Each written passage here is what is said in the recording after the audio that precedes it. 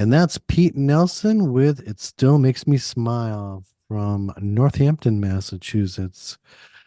Pete, do you consider yourself a romantic? I would have to say so, sure. Although most of my songs are about failed romances, which I think most songs are about failed romances. But The ones that get all the attention, yeah. yeah, yeah, Was Billy Joel right about being the piano man? I think he was. I used to work as a security guard at rock concerts. I saw him open for Jay Giles. He blew the main act away. He was really good. And how about this song? And you want to tell us what it meant to you? Well, Was this about a failed relationship?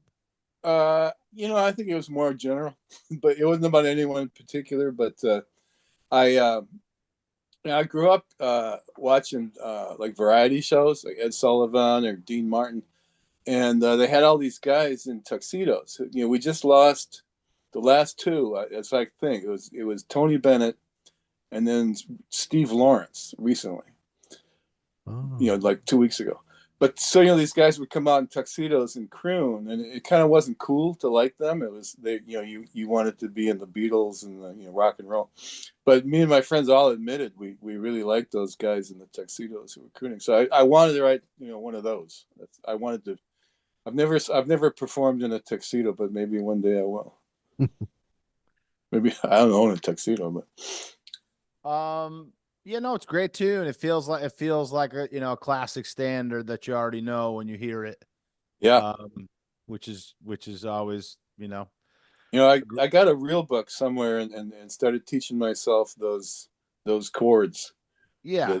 The true hardcore folkies call them lounge chords, and they don't necessarily approve of them. But my vocabulary doubled when I started learning the American standards. Yeah, absolutely. It really, and honestly, like first listen, it reminds me a little bit. There's some changes in there that are a little bit like Misty.